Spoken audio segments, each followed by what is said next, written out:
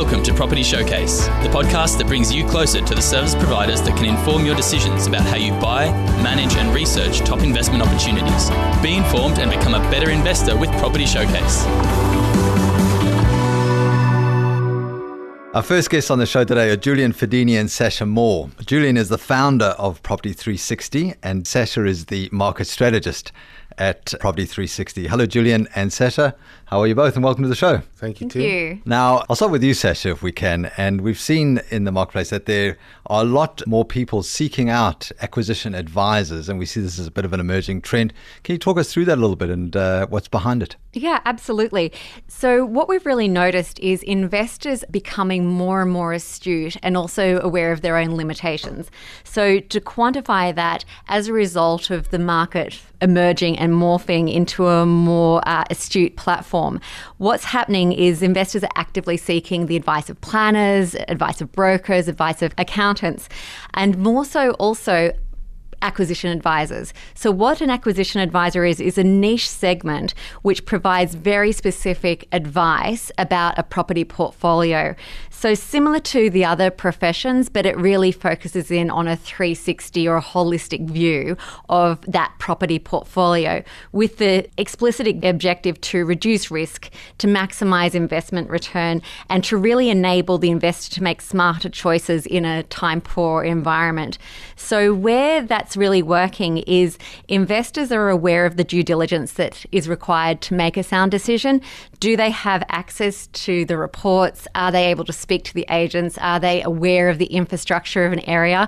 Probably not. Or if they are, the time that's going to be required to make that astute investment decision over a number of different areas is a deterrent for a lot of people. So really this trend is from coming from a different level of investment approach and a strategy which is really very much about making a smarter choice and taking the guesswork out of where the best yield is, hence why the Property 360s of the world are really flourishing in this environment where this niche has been identified. It's a great way of putting it, that taking the guesswork out of it, and we see that the best property investors are those that do have the professional teams and do have the backing of the people behind them, but sometimes there are those gaps. And so what you're saying is that they come from both sides, or Property 360 comes from both sides and answers all of those questions. Yeah, absolutely. It's really about understanding a particular buyer's objective, then looking at the property yield expectations, and then working out where the best match is going to be for them, which is based on an extensive due diligence process, which Julian, I'm sure, will go through in due course. But really, taking a step back, what the outcome is and what the specific objective is to make an investor's property portfolio work much harder and give greater returns. So it's really looking at it from a very analytical perspective, matched with that very much ground level infrastructure and experience and astute decisions that are made from the team as part of that recommendation. Yeah, I get that. And Julian, I'll bring you in here if I can. Talking about expectations, there's a lot of hype that goes around in this conversation a lot. How can an investor sort of cut through that hype and get to the core of it? Well, basically, to cut through the hype, it's quite difficult for an investor to do that without professional skills and knowledge. So how we cut through the hype is everything that we do is backed by research, and we never rely on one source of research to take us to a spot. The research that we collate from several sources, we look for crossover within that data. Once we see something interesting in that data, we then go from where we are, for example, in the office. We get out of the office and we go down to the ground level. We start kicking the dirt, as they say, and then we look for reasons to invest or not to invest in an area. And generally speaking, we're looking for that X factor when we get down to the ground level. It's a great way of putting it, and I like the way that you say that you go and kick the dirt and you look for that X factor. Now, clearly you are an expert in this and you've done it a million times before. So give us an idea of what that X factor is. What are some of the things that you would look for? Some of those things are not proposed projects or projects that are not yet underway. So, for example, that could be infrastructure via medical infrastructure, it could be transport infrastructure, it could be educational infrastructure. in some areas it's urban renewal. So we see that the local government or the federal government, for example, earmarks that they will undertake an investment in the area to bring it up to current standards that people expect. So I mean, those are the types of things that we look for. It sounds like, Julian, when you go into an area, it looks like you look for gaps and look for opportunities, and maybe take some of the experience that you've had in previous projects and try and apply it to something new. Absolutely. When you know what to look for, there are areas all the time that provide this opportunity. So regardless of where the market's going, from a state level or, for example, a nationwide level, there are always opportunities for our clients to maximise off our skills and knowledge. So that's a really good point. I mean, you talk about taking some success models that you've had and applying them, because this is not a one-size-fits-all model at all, is it? So what is your point of difference, Julian? Maybe if I can just interject there. So one thing that I really notice with Property 360, which is a very clear point of difference, is it's very easy from an investor perspective to access statistics. They're readily available for the most part. What that doesn't do, though, is provide any real ground level knowledge. So what the value proposition is to be able to merge those statistics with hitting the ground, understanding what's happening at the ground level, speaking with agents, understanding what's going on with infrastructure, having discussions with local, state governments and so on and so forth. It's the fusion of the data with that ground level intel, which then provides Property 360 the opportunity to say, this is why this yield is going to most likely be maximised in this area, because it's the fusion of two very powerful data sources, and an investor independently is not going to have access to the levels and the channels that an expert such as Property 360 would have at their disposal. It's such a nice way of putting it, as the fusion of two experts coming together, and the way Julian describes it is kicking the dirt. I mean, you just can't beat that. No, absolutely. And it's so critical because, I'm sure we've all been in the situation where something has stacked up on paper and it's perfect on paper and then it burns you. And I guess also in a tightening market, investors are very aware of risk. And it's such a no-brainer to be able to eliminate risk with that ground level knowledge, which would otherwise be inaccessible, which is where also a lot of investors independently of their advisors, and not to necessarily say that one is better than the other. It's also explained the upsurge of people coming direct to Julian and his team, because yes, advisors have encouraged that process, but also investors, now that they're aware of Property 360 and what that offers, that also has fueled that upsurge of direct inquiries. It makes such a lot of sense, because there's no such thing, I guess, as too much research. There's no such thing as knowing too much. The more knowledge you have, the better informed decision you can make, the less the risk is going to be. And particularly if that research can then support your objectives. So it's not research that then you just need to interpret and work out what you do with it. It's research based on your property portfolio, your loan capacity, and so on and so forth. So it is that bespoke approach, which is very much appreciated by the investors that do speak with Property 360. What we've found, there's absolutely no substitute for going down to the ground level and taking the time to meet with the local agents, both real estate agents, sales agents and property managers, also attending open homes, both for sale and for rent. That's the best way to get a feel for what we've found is that's one of the best ways to get a feel for the market, so that we can see who the purchaser will be and also who the tenant would be.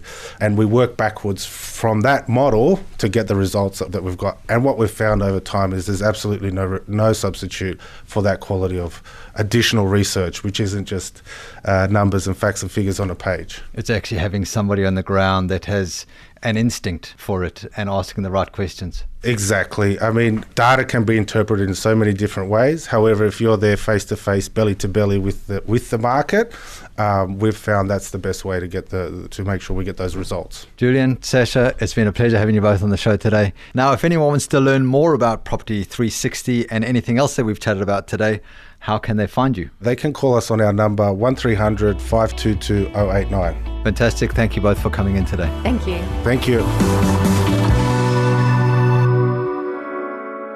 So our second guest on the show today is Michael Beresford. Michael is the Director for Investment Services at OpenCorp. How's it, Michael? How are you? And it's good to have you back on the show. G'day, Tim. Good to be with you. Nice one. Listen, so we're seeing a bit of an uptick in interest at the moment for people to get into the investment market. And I guess the first piece of the puzzle is saving for that deposit and getting that in order.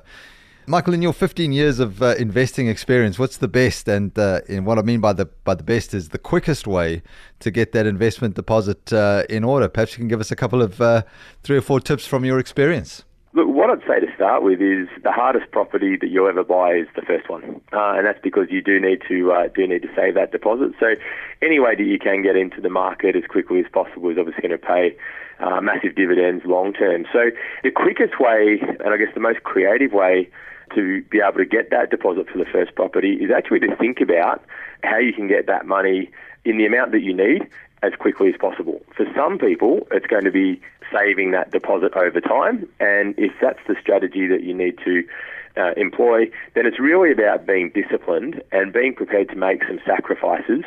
It's amazing how quickly the deposit will grow when you actually have a look at what your expenses are, make a budget, and make some sacrifices to be able to fast track that savings process. But no doubt the quickest way is to actually get a bit of help. So, and that was actually how I did it. I was saving, and I got pretty close. But my parents had some equity in their own home, so I basically put together a business case for mum and dad.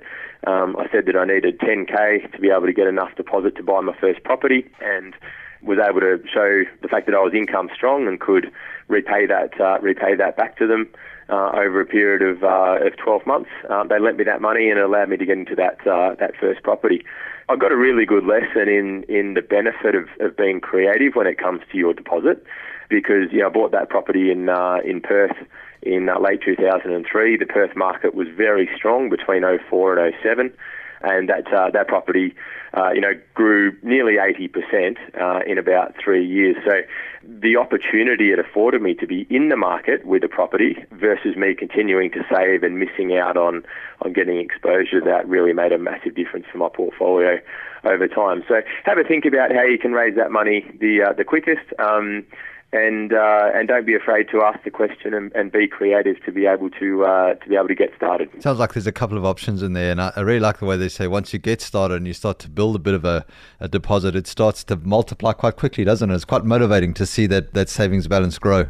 Yeah, absolutely. And positive reinforcement's a wonderful thing. So when you start to get some positive feedback on the fact that the sacrifices are worth it, it's amazing how you're more happy and comfortable to adjust your lifestyle to continue to see those rewards paying off. And I really like what you said as well about making a business case to your parents in this case about getting some equity. So it's not just about a handout; it's actually about thinking about it in a business type of environment. The way I saw it was, whether you're borrowing money from a bank, whether you're borrowing, a bit of money from mum and dad, essentially you need to be able to provide the same information and ability to be able to repay that and service that loan over time. So I think they were impressed with the amount of thought I'd put into it and the analysis that I'd done on how I could do it. Gave them a lot more confidence that I was serious, and obviously, they've been rapt to see the results over time as well. Now, having saved for the deposit, Michael, another question that comes up from time to time is, should you buy the investment property first, or should you get into your own home first? What a great question. Yeah, look, it's I love this question. It's one I'm really, really passionate about. I feel I'm well qualified to talk about this topic because the first property I ever bought in my very early 20s was a principal place of residence with a now very ex-girlfriend. And I got a lesson when we separated and we sold that property, and then I started to build an investment portfolio. I saw firsthand the difference in the amount of money it takes to pay a mortgage when you're living in your own home compared with the very small cost to hold of an investment property when you've got tenants and tax benefits making up the majority of the holding costs. And then from there, obviously, I learned that, I could hold more than one investment property, given how affordable it was to hold each one, and then the benefits of compound growth from that. So really, it comes down to everyone's own individual circumstance. But what I'd like to try and help people understand is that times have changed since, our parents were buying their first property. Quite often, the advice from previous generations is to buy the family home and start paying it off. But what we see in life today is people are far more transient with work. They'll go interstate and overseas for opportunities. And so really, as a result, until you know exactly where you're going to settle down, it doesn't make a lot of financial sense at all to be living in your own home. Now, obviously, our parents did it they settled down much earlier and were having kids in their early to mid-20s as a general rule, so it did make sense for them to be doing that. But in essence, the benefit of getting an investment property first and then using the growth in that investment property to get another one and build that investment portfolio just allows you to get the benefits of compound growth over that 10 to 15 year window until you've got your family situation sorted out and you know exactly where you want to be. And it will allow you to buy the kind of house in the area that you want to be living in long term through the performance of that investment portfolio. It's going to be very hard to buy a property where you really want to live, a lot of the times in a blue chip suburb, if you're saving that deposit for that property being your first house. Hey, Michael, that's terrific, and a nice little snapshot into your thinking around how to identify a good investment opportunity. As always, enlightening to chat to you, mate. And now, if anybody wants to learn more about OpenCorp and anything that we chatted about today, how can they find you? Definitely head along to our website, www.opencorp.com.au. There are a range of educational videos on there, Tim, about a bunch of investment topics. There's about 300 in total. One of them in particular that is directly relevant to what we went through today is rent versus owning. And I actually, in about 7 or 8 minutes, map out with all of the numbers what the financial benefits are of renting and investing where you want, renting where you want to live and investing versus buying your own home. So that might be a good video for listeners that want to know more about that topic. Or you can always give us a call on 1300 649 564. Michael, thanks very much for your time this morning. Great to talk to you, Tim. Nice one, mate. Thank you. Good work. The information featured in this podcast is general in nature and does not take into consideration your financial situation or individual needs and should not be relied upon. Before making any investment, insurance, tax, property or financial planning decision, you should consult a licensed professional who can advise whether your decision is appropriate for you. Guests appearing on this podcast may have a commercial relationship with the companies mentioned.